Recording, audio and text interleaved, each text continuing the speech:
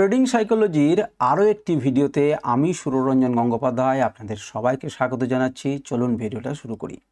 আচ্ছা, ট্রেডিং তো আপনারা অনেক দিন থেকে করছেন বা অল্প দিন থেকে করছেন।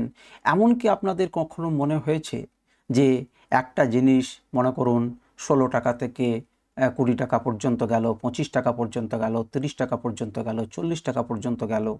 আপনি কিন্তু বুক করলেন 16 টাকা থেকে মনে করুন 25 টাকা, কিন্তু তারপরে 30, 40, 50, 60 চলে গেল। এক্ষেত্রে কি আপনার কোনো দিন এমন মনে হয়েছে যে ইস, যদি আমি এটাকে ধরে রাখতে পারতাম গোটাগুটি, তাহলে একটি দারুণ ঘটনা ঘটতো এবং আমি মালামাল হয়ে যেতাম এবং প্রচুর টাকার মালিক হয়ে যেতাম আজকেই? যদি আপনার মনে এমন ধরনের ঘটনা ঘটে থাকে বা মনে হয়ে থাকে, তাহলে এই ভিডিওটি আপনার জন্য এবং আপনি শুনুন। এটা মনে রাখবেন, এমন চিন্তা ভাবনা কিন্তু আমারও ছিল। আমিও কিন্তু এটাই ভাবতাম। এখনও মাঝে মাঝে এই চিন্তাভাবনা আসে যে একটা বিগ র্যালি হলো, যেমন এই রিসেন্ট আজকে হচ্ছে 16/5 আমি ভিডিওটা রেকর্ড করছি। আমি কালকের ঘটনা বলছি, 15 তারিখ এক্সপায়ারির ঘটনা বলছি, হয়তো ভিডিওটা আপনাদের পরে হতে পারে। তো সেখানে আমি একটি দেখেছিলাম, একটি প্রিমিয়াম, তার ভ্যালু ছিল 35 টাকা 5 পয়সা।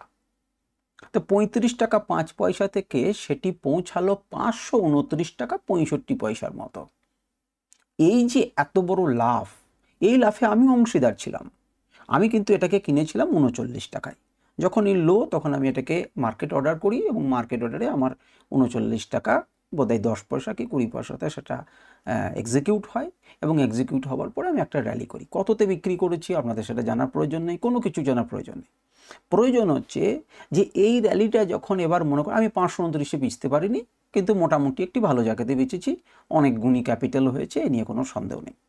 তো এই যে ছেড়ে দেওয়ার পরও কিন্তু সেটা উঠেই যাচ্ছে, বেরিয়ে যাচ্ছে। এটা কিন্তু আগে যখন আমার মনের মধ্যে, যখন আমি একদম জীবন শুরু করেছিলাম, তখন কিন্তু আমার মনের মধ্যে দারুণ রেখাপাত করতো। ভাবতাম, ইস, এটাকে আমি একদম শেষ অবধি নিংড়ে নিতে পারলাম না কেন? আমি একদিনেই কেন বড় প্রফিট পাচ্ছি না? আমি সেটাই চাইতাম যে একদিন আমার বড় প্রফিট হবে এবং রোজ সেই বড় প্রফিটটা হবে। যেদিন বড় প্রফিটের দিন, সেদিন আমি বড় প্রফিট করতে পারছি না। আমি তখন বুঝতে পারতাম না যে একদম বটম আর একদম টপ ধরাটা কিন্তু অনিশ্চিত। একদম নিচে শেয়ার মার্কেটে একদম বটম এবং একদম টপ ধরার প্রচেষ্টাটা মূর্খামি ছাড়া আর কিছু নেই। কিচ্ছু করার প্রয়োজন নেই।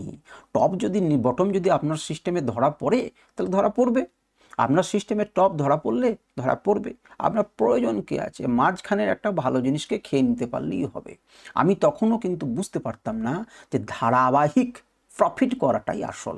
কথাটা গুরুত্বপূর্ণ এবং মন দিয়ে রাখবেন যে একদিন একটা বড় প্রফিট করার কোনো প্রয়োজন নেই। হলে পরে তো খুবই ভালো, কিন্তু একদিন বড় প্রফিট করার জন্য তঞ্চিত করতে হবে। তার জন্য আপনি মরে যাবেন, তার জন্য আপনি একদম আফসোসে ঠিক থাকবেন না, আপনার সাইকোলজি ঠিক থাকবে না। এটা করাটা কিন্তু বেফালতু, কোনো প্রয়োজন নেই। তার পরিবর্তে আপনি একজন প্রফিটেবল ট্রেডার তখনই হতে পারবেন যখন ধারাবাহিকভাবে প্রফিট করতে পারবেন। প্রতিদিন অল্প অল্প অল্প অল্প করে আপনি প্রফিট করতে পারলেন। যেদিন একটা বড় র্যালি এলো, বড় র্যালির বেশ কিছু অংশ আপনি দখল করতে পারলেন, বাস, ওকে, ফাইন। আপনার বটম আপনাকে ধরার প্রয়োজন নেই, আপনার টপ আপনার ধরার প্রয়োজন নেই।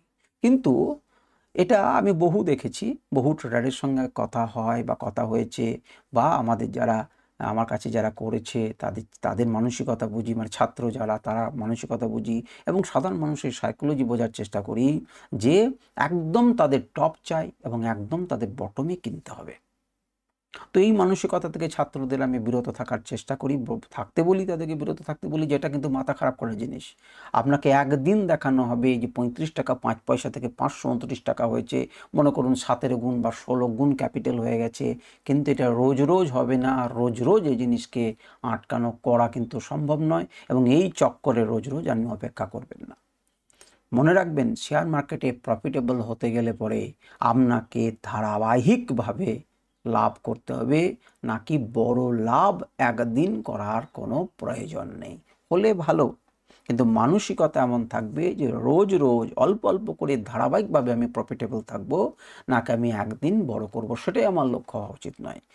এখানেই কিন্তু আমাদের ভিডিও শেষ হবে। সুতরাং আপনারা আবার ভালো করে এই জিনিসটাকে বুঝে নিন, মাথার মধ্যে ঢুকিয়ে নিন যে বড় প্রফিট করার ইচ্ছা যদি আপনার থাকে একদিনে, তাহলে সেটাকে ঝেড়ে ফেলে দিন। যদি আপনার সিস্টেম অনুযায়ী সেই বড় প্রফিট আসে তাহলে বড় প্রফিট আসবে।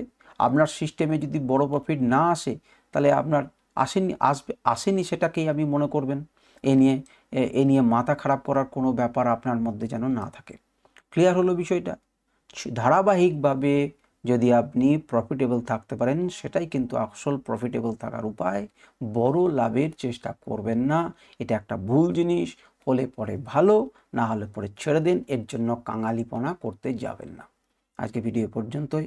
নমস্কার, ধন্যবাদ।